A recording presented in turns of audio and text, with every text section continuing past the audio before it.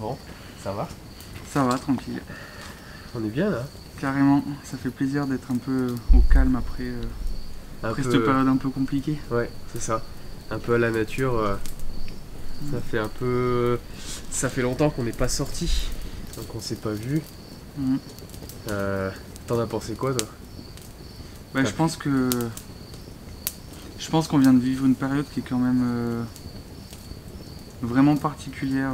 J'aurais jamais pensé dans ma vie devoir rester enfermé chez moi ou devoir justifier mes sorties, tu vois. C'est quelque chose qui est super particulier et c'est un sentiment flippant, au début un petit peu excitant parce que c'est de la nouveauté, tu te dis ouais on va être enfermé chez nous, c'est sympa, mais c'est quand même vraiment bizarre.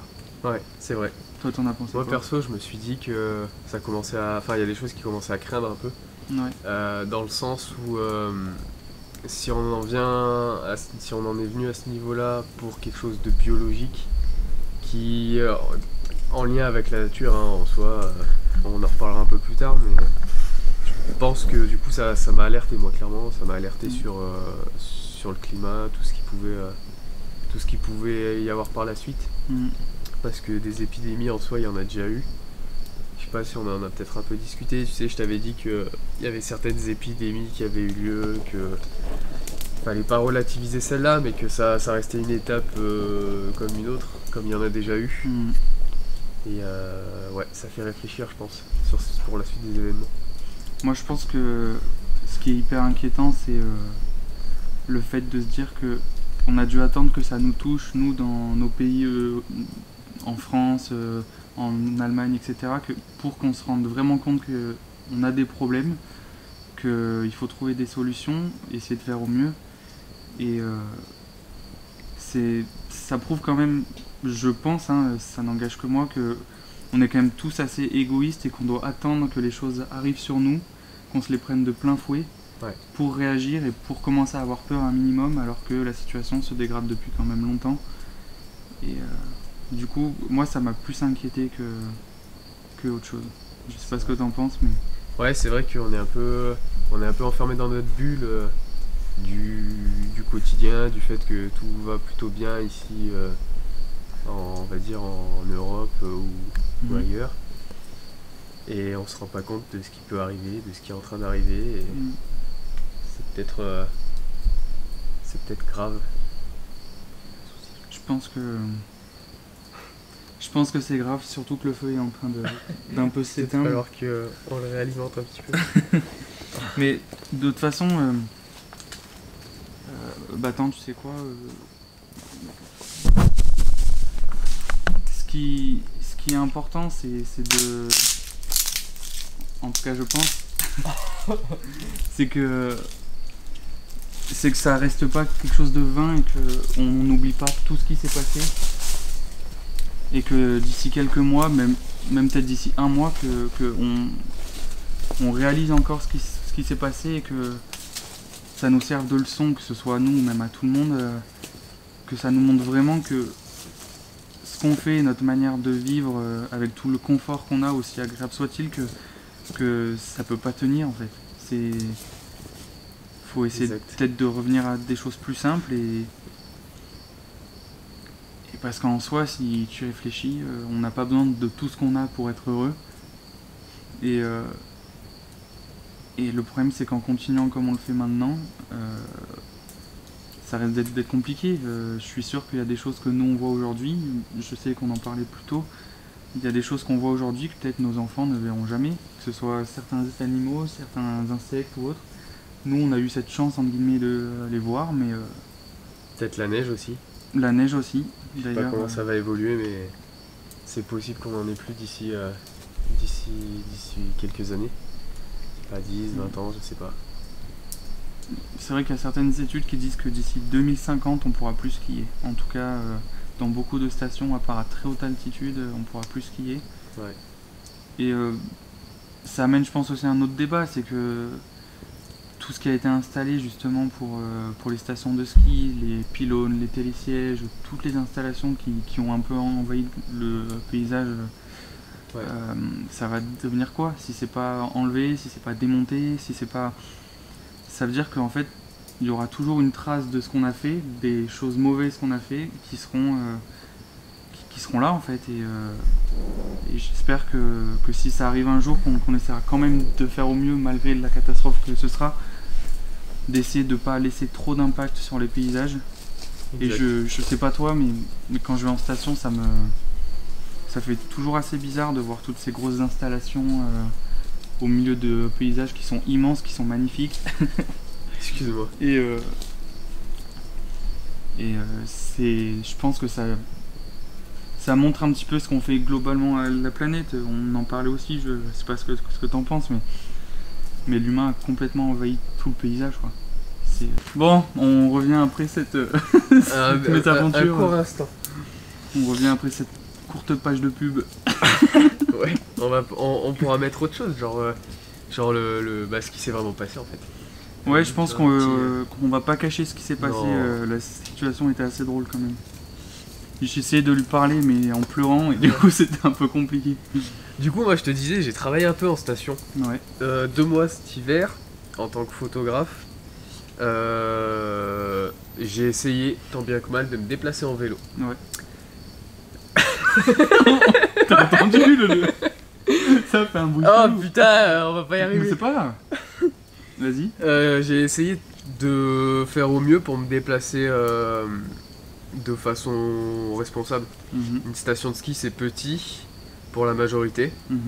Et se déplacer à pied ou en ski parce que c'est un peu la saison, c'est un peu fait pour. Je me suis dit que c'était plus qu'essentiel, c'était logique de ne pas prendre sa voiture pendant la saison hivernale, tout simplement parce que j'étais sur place, que ce soit à même pas 3 minutes du bureau ou alors quand on doit se déplacer à l'autre bout de la station pour faire des photos en particulier. Okay.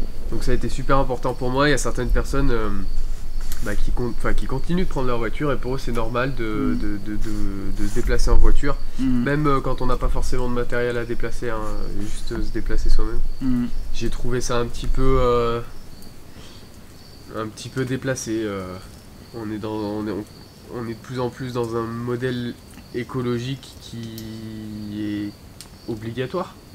On n'a plus vraiment le choix en fait de ce qui se passe et de ce qui va se passer par la suite, donc autant essayer de le minimiser, que ce soit pour nous, parce que je pense que on sera encore là et je l'espère pour voir, alors peut-être pas pour voir ces désastres, mais il y aura forcément des choses qui vont changer et pas forcément dans le bon sens. Donc à mon avis, vaut mieux que la génération actuelle essaye de minimiser ces choses-là justement en fonction des gestes simples mais qui au quotidien sont importants, surtout dans des endroits où les stations de ski sont quand même en altitude, en montagne. C'est quand même c'est important quoi, ça reste la nature, donc c'est d'autant plus important que de se déplacer correctement. Je sais pas ce que t'en penses, je sais pas si toi t'as... Moi disons que... T'as skié cet hiver ? Oui. J'ai essayé, c'est vrai que vu là où je vis, c'était compliqué d'aller en station de façon autrement qu'en voiture. Ouais. Alors il y a des associations qui existent où j'étais inscrit qui permettent de partir en bus, on part à 50, c'est beaucoup mieux que de prendre 50 voitures. D'accord, ouais. Ça c'est déjà pas mal. Mais moi je pense que ce qui est vraiment intéressant sur ça, c'est est-ce que vraiment tu penses que on est capable aujourd'hui de se passer du confort qu'on a depuis qu'on est né, depuis que nos parents sont nés. Est-ce que tu penses que l'humain est capable de faire un espèce de retour en arrière, entre guillemets, en termes de confort? Et est-ce qu'on est capable de perdre tout ça pour la nature? Est-ce que tu penses que vraiment c'est quelque chose qui est possible? Moi j'ai du mal à y croire. C'est un peu compliqué, ouais. Parce que, comme je disais un petit peu plus tôt, j'ai l'impression que même si on se le cache un peu tous, on pense souvent plus à nous en premier qu'aux autres, ouais. Encore plus avec la nature, et du coup pour moi c'est compliqué de revenir en arrière. Même si j'aimerais que ça se fasse, moi j'ai envie de mettre les choses en place, de me donner les moyens de faire les choses mieux, ouais. Mais j'ai un peu du mal à y croire que ça puisse être généralisé. Ouais, c'est vrai. Après, il y a différents stades, hein, je pense comme tout. C'est mon point de vue. Hein. du fait qu'il y a des gens qui sont forcément plus pauvres que d'autres et d'autres qui sont plus riches que d'autres. C'est ça. Et après, je pense qu'à partir de ces stades-là, il y en a qui sont plus ou moins prêts à sacrifier des choses. Mm. Moi, je sais que personnellement, il y a des choses, ça me fait presque plaisir de les lâcher. Mm. Comme par exemple ma voiture, alors je l'utilise encore, hein. Mm. Et c'est pas la voiture la plus écologique du monde, c'est un vieux diesel, hein, celui Ouais, qui ouais. pollue bien. Mais en sachant ça et en faisant en sorte de réduire un peu les émissions de carbone que moi je peux avoir à mon échelle, bah, j'ai restauré un vieux vélo qui était alors rouillé, mais de chez Rouillé, qui d'ailleurs l'est encore un petit peu, mais qui a été restauré totalement. Tu l'avais partagé en ligne, non? Ouais, j'avais partagé un peu sur les réseaux la restauration. Ça passait partout, hein, dérouillage, traitement du métal. Donc après, c'est peut-être pas accessible à tout le monde. C'est vrai qu'il faut être un peu débrouillard, mais remettre un vélo en état, ça peut se faire pour une centaine d'euros. L'État, en ce moment, il donne 50 euros sur la remise en état. Ça fait vraiment pas cher. Et j'ai commencé à me déplacer en vélo quand je travaillais l'année dernière. J'étais à combien? À 15 km de chez moi, Ok. au travail. Donc je traversais tout, donc j'habite à Grenoble, je traversais tout Grenoble. Et donc j'ai essayé un vélo. Et en fait c'était cool. Juste le fait de se lever se lever le matin et prendre son vélo au lieu de démarrer sa voiture, bah forcément on est moins confort, hein. Il y a tout qui suit, il faut être plus vigilant parce que bah, en vélo on a encore moins le droit à l'erreur qu'en voiture. Il faut pédaler, il faut essayer de pas transpirer. Il faut utiliser ses muscles. Voilà, mais en fait quand on arrive au travail on est réveillé. C'est ça. Et ça on n'y pense pas, mais en voiture moi j'arrivais toujours la tête dans le... Voilà. Donc on arrive réveillé, on a fait notre sport de la journée. C'est ça. On va repartir le soir, on rentre à la maison, on peut faire ce qu'on veut. On a fait du sport, on a fait le travail qu'on avait à faire. On a passé du temps dehors parce que c'est super important de passer du temps. Et en même temps on a réduit nos émissions de carbone. Donc personnellement à titre... je lâcherai pas le vélo. Et je fais de plus en plus des déplacements à vélo. Et je sais que même s'ils sont pas rentables, par exemple, on m'a acheté un objectif photo pour une 50aine d'euros, hein, c'est vraiment pas énorme. Et je me suis déplacé à l'autre bout de Grenoble pour lui apporter, récupérer mon billet de 50 euros et revenir. Ça m'a fait une 30aine de kilomètres. La personne, elle a gagné 5 euros parce qu'elle a négocié. Moi, j'ai fait mon trajet à vélo, j'ai vendu mon truc 50 euros. Mais au final, j'étais pas mécontent parce que finalement, j'ai fait du sport. J'ai pris l'air. Et tu revends quelque chose qui sera pas mis à la poubelle. Exactement.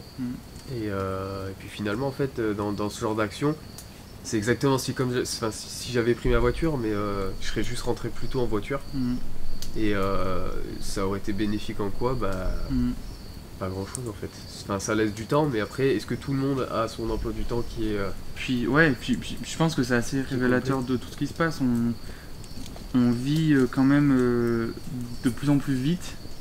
Chacun dit que le temps est vraiment hyper précieux, ce qui est vrai, hein. Ça, je suis hyper d'accord avec ça.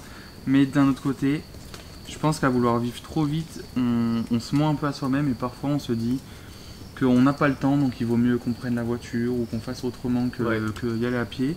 Alors qu'en fait, si on y réfléchit un petit peu, vu le temps qu'on peut passer, par exemple, je sais pas, à regarder son téléphone, par exemple, je sais que en moyenne, on regarde plus de 100 fois son téléphone par jour, même pour ne rien y faire. Et rien que ce temps-là, je suis sûr que si tu le cumules, c'est un temps que tu pourrais utiliser, par exemple, pour aller au travail à pied, si t'es pas trop loin, ou à vélo, ou en transport en commun, plutôt que de démarrer ta voiture.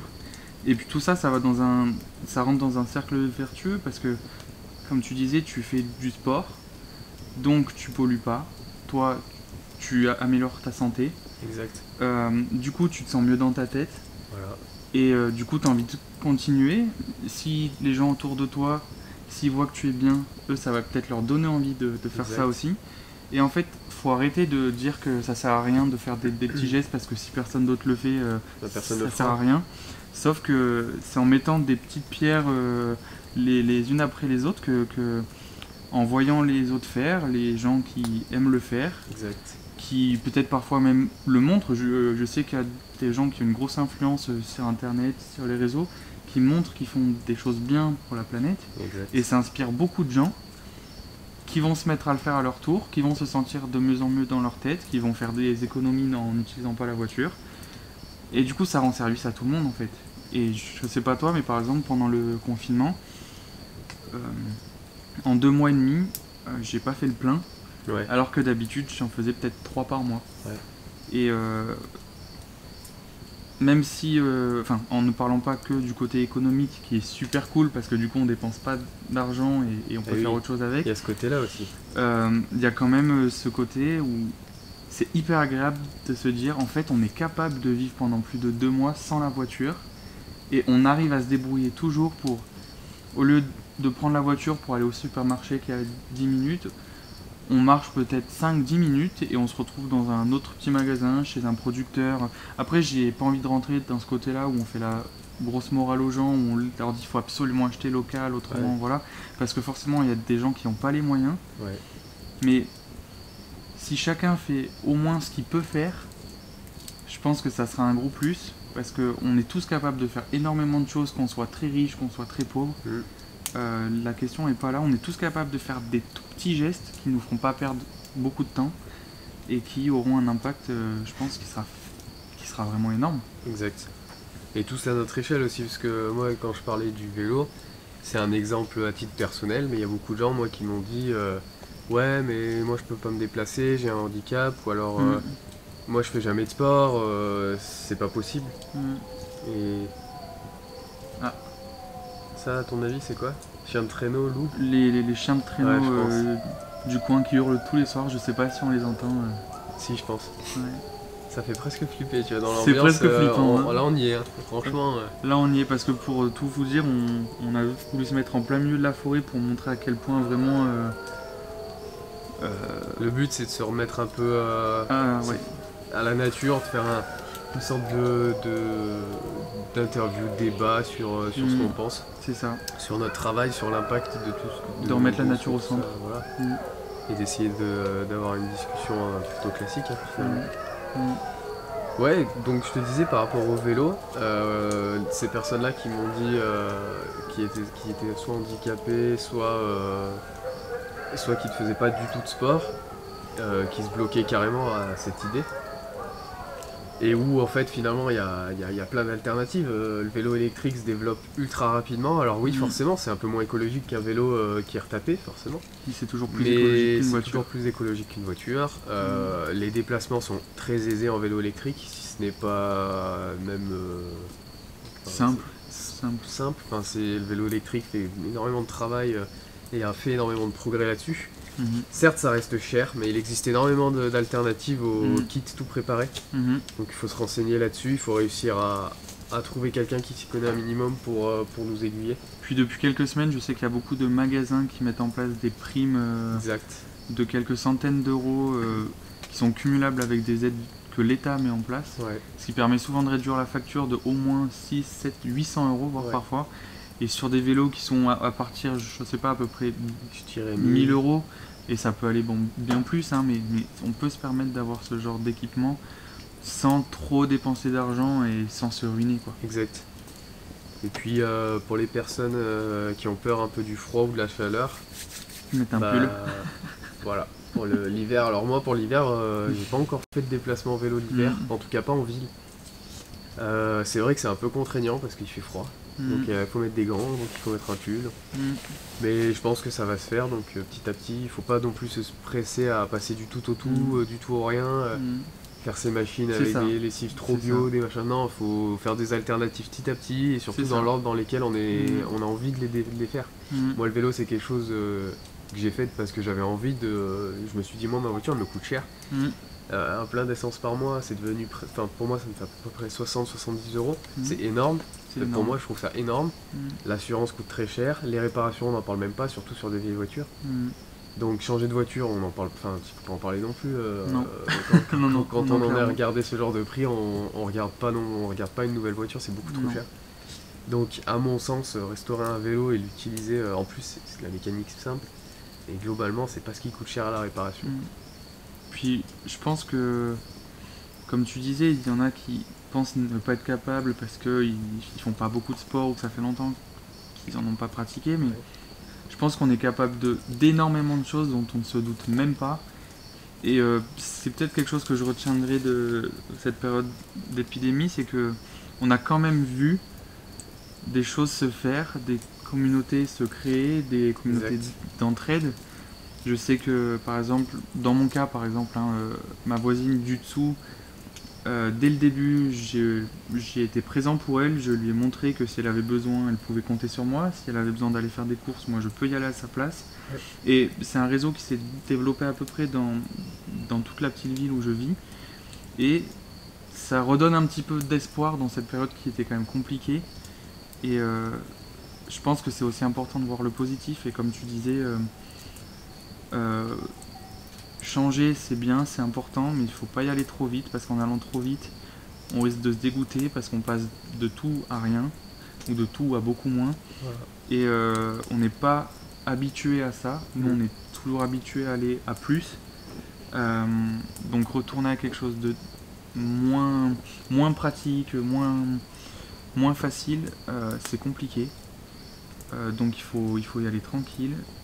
C'est vrai que comme tu dis, ça sert à rien du jour au lendemain de se dire je vais supprimer tout le plastique de chez moi d'un coup, je vais tout racheter, je vais tout changer. Alors si on peut le faire, c'est vraiment cool, mais je pense pas que ce soit la meilleure solution. Je sais pas ce que tu en penses, mais... C'est compliqué, je pense. Surtout au niveau plastique, il y en a de partout. Il y en a de partout. J'ai essayé de voir un peu moi ce que je consommais en plastique. Et en fait, il y en a de partout. On peut pas faire autrement en fait. Enfin, on peut pas. On peut essayer, on peut éviter, mais on pourra pas faire du 100% plastique tant que, à mon avis, tant que les grandes entreprises aussi fassent de même. Parce que acheter local c'est bien, acheter bio c'est bien, mais même dans le local il y a du plastique. Et en fait, il y a souvent des questions de marketing aussi. Il peut y en avoir, voilà. Entre en jeu. Donc je pense qu'il faut que pour ce genre de choses, il faudrait que ça vienne un peu des deux côtés. Et du consommateur et du producteur. Puis je pense qu'il y a plein de petits gestes qu'on peut faire, tous, qui nous faciliteraient la vie et qui amélioreraient beaucoup de choses. Moi, il y a quelque chose qui me frappe de plus en plus, c'est peut-être parce que je le fais plus, mais ça fait des années que j'ai plus acheté de bouteilles d'eau, par exemple. Ouais, exact. J'ai toujours une gourde sur moi. Et du coup, j'arrive même plus à comprendre l'intérêt d'acheter des bouteilles d'eau au supermarché parce que c'est lourd, c'est cher. Alors que l'eau du robinet, normalement, si le travail est bien fait, elle est traitée et elle est potable. Voilà. Et ça fait des économies d'argent, ça fait des économies de plastique. On s'abîme moins le dos à porter tout ça parce que c'est lourd. Ouais. Et je pense que ça fait partie des petits gestes qu'on peut tous mettre en place qui seront faciles parce que entre acheter 5 gourdes si on est 5 ou continuer à acheter 3 packs d'eau par semaine pendant une année et sur 30 ans, je pense que le calcul il est vite fait. Je sais pas si toi tu as des petites astuces un peu comme ça. Carrément de cet avis, et puis je bois jamais d'eau en bouteille, que ce soit pétillante ou pas, même si je m'amuserais pas à acheter de l'eau pétillante juste parce que j'en ai envie. Je préférerais trouver une alternative parce que j'ai pas de soda stream, j'ai pas envie d'en acheter une juste pour de temps en temps. J'ai pas envie d'acheter de l'eau en bouteille, donc après ça c'est des choix personnels. Mais il y a aussi le fait que certaines personnes dans certaines régions peuvent pas boire l'eau du robinet, même en France, je sais que pour les enfants aussi, pour les bébés. Ouais voilà, donc après à ce niveau-là, trouver des alternatives, je t'avoue que je me suis pas renseigné, mais c'est plus compliqué déjà. C'est quand même plus compliqué, et puis... C'est pour ça, je pense qu'il faut absolument pas culpabiliser les gens en fait. Faut leur donner des alternatives ou leur parler de solutions qui existent sans jamais leur montrer ou en essayant de leur prouver qu'ils ont tort ou qu'ils font une chose vraiment mal et que c'est à cause d'eux, que si tout se passe mal, ça c'est la mauvaise solution. Il y a beaucoup de gens qui font ça, qui prennent ce côté très moralisateur qui en fait donne vraiment pas envie de les écouter, qui est pas inspirant parce que je pense que les gens c'est pas qu'ils veulent pas faire mieux, c'est que souvent ils savent pas qu'il y a autre chose qui existe. Et je pense que c'est surtout ça, il faut beaucoup travailler sur ça. Nous on est jeunes, il y a encore plein de choses qu'on ne sait pas, on a plein de choses à apprendre. Je suis sûr si on demande à nos grands-parents, il Il y a énormément de choses qu'ils faisaient différemment quand ils étaient jeunes. Rien que les bouteilles consignées. Exactement, ça Rien que ça serait déjà un bon départ. Et je pense qu'il y a plein de choses à faire. Il y a énormément de choses à faire, il y a des choses à apprendre, sans jamais juger les gens. Après, on a le droit de juger, mais il faut pas le montrer ou alors le garder pour soi parce que ça amènera à rien. Ça amènera que du mal-être et c'est pas en faisant culpabiliser une personne qu'on l'aidera à aller de l'avant. Ouais, puis juger des gens selon un point de vue, c'est généralement pas la bonne chose à faire, simplement parce que un point de vue n'est pas forcément la vérité. Enfin, ça. Exactement. Et puis toi, au niveau travail, ça t'a impacté ou pas le fait que les choses changent, que les gens ont moins de pouvoir d'achat, le fait que les grosses boîtes sont de plus en plus grosses, que on laisse de moins en moins de place aux petits qui essaient de grossir, aux petites boîtes. De toute façon, c'est compliqué. T'en penses quoi? Tu l'as vécu autant que moi, je pense, parce qu'on fait le même métier. Instant pub un peu. On fait de la photo et de la vidéo, mais c'est vrai que déjà c'était flippant parce que du jour au lendemain, t'as les gens qui t'appellent tous les jours, enfin pas tous les jours non plus, mais de plus en plus, et qui te disent ouais, on va pas pouvoir faire ça, il faut qu'on reporte, il faut qu'on annule, et ça met une pression incroyable. Mais si on veut essayer d'en tirer un minimum de positif, c'est que ça nous a permis de prendre du temps peut-être pour retrier un peu tout le travail qu'on avait fait les derniers mois, pour essayer de redonner du sens à ce qu'on fait, parce que quand on peut pas le faire, du coup on a encore plus envie de le faire et ça nous remet un peu dans une motivation. Ça, je pense que c'est un gros point, même si le feu est en train de s'éteindre. Ouais, il va falloir qu'on fasse quelque chose. Hein. Ouais, et tu veux qu'on le rallume avant de continuer? Allez. Ça fera une petite transition. Ça fera peut-être un petit cut avant les 30 minutes. Bonjour. Donc on reprend après une autre pause à cause du feu qui était en train de complètement s'éteindre. Voilà. On était en train de parler des... Ouais, il chauffe, hein. Ça, ouais, je pense que... Après, je crois que c'est du feu, hein. Exactement, Captain Obvious. Yes. Non, on était en train de parler des entreprises, comme je disais. C'était bizarre de voir les gens qui t'appellent et qui d'un coup veulent tout reporter, veulent annuler et tout ça. Qu'est-ce qu'il y a? Je sais pas. Mes annulations de contrat te font rire. Ouais. Vas-y, reprends. C'était un peu particulier, surtout que toi comme moi on s'est lancé il y a pas longtemps. Ouais. C'est flippant parce que tu te dis que ce qui s'est passé là, ça peut détruire tout ce qu'on a essayé de construire depuis le début. Oui. Il fait du cirque lui. Ça sent pas le romarin. On a mis quoi à brûler. Sérieux. Je crois qu'on a arraché un buisson. C'est pas très écolo, hein. Non, bah ouais. Non, il était mort. Il était mort. De toute façon, ça brûle pas le bois vert. Donc, on reprend après ce problème de feu. Qui est encore en train de s'éteindre d'ailleurs. Qui est encore en train de s'éteindre, donc on sait pas allumer un feu. Là. Donc, tu me parlais du côté entreprise. C'est vrai que toi et moi, on s'est lancé il y a pas longtemps, donc c'est flippant de se dire que ce qui s'est passé là, ça peut détruire tous les petits business qui existent. Ouais. C'est pour ça que ça a été important d'ailleurs de soutenir au maximum. Et j'ai vu beaucoup d'entrepreneurs qui se soutenaient et qui partageaient un peu le travail des autres pour faire un minimum de visibilité. Mais c'est flippant parce que tu te dis que ça tient qu'à un fil, quoi. Tout comme mes yeux actuellement. Je sais pas ce que t'en penses, mais je pense qu'on a encore plein de trucs à dire et ça serait pas mal qu'on en fasse une autre vidéo. Et je pense qu'on peut s'arrêter là de toute façon. Je pense qu'on peut s'arrêter là pour le bien-être de mes yeux. Ouais, en premier lieu, ouais. Et puis de toute façon. Pour pas que ce soit trop long pour ceux qui regardent. Très vaste en fait. Donc là, ce qu'on a parlé, c'était discussion aléatoire. Donc. C'est vrai qu'il n'y avait pas de thème si. Instant youtubeur. si certains ont des thèmes à nous donner ou qui voudraient qu'on aborde comme ça dans cette configuration là, on aimerait faire plusieurs vidéos de ce type dans divers endroits, toujours dans les mêmes configurations, pour se donner un rendez-vous de temps en temps pour parler des choses qui se sont passées, pour prendre le temps de discuter, parce que c'est vrai qu'on prend pas énormément le temps dans la vie de tous jamais les le temps jours. de discuter, ni même d'écouter des gens discuter.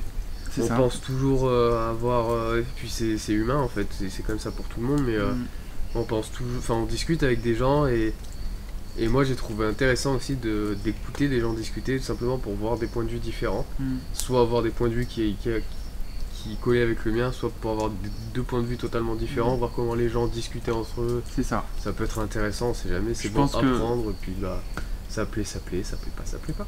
Dans tous les cas, qu'on soit d'accord ou pas d'accord avec ceux qui parlent ou ceux avec qui on discute, le plus important c'est d'avoir eu l'occasion de réfléchir avec eux, que eux peut-être nous fassent réfléchir sur des choses auxquelles on pensait pas.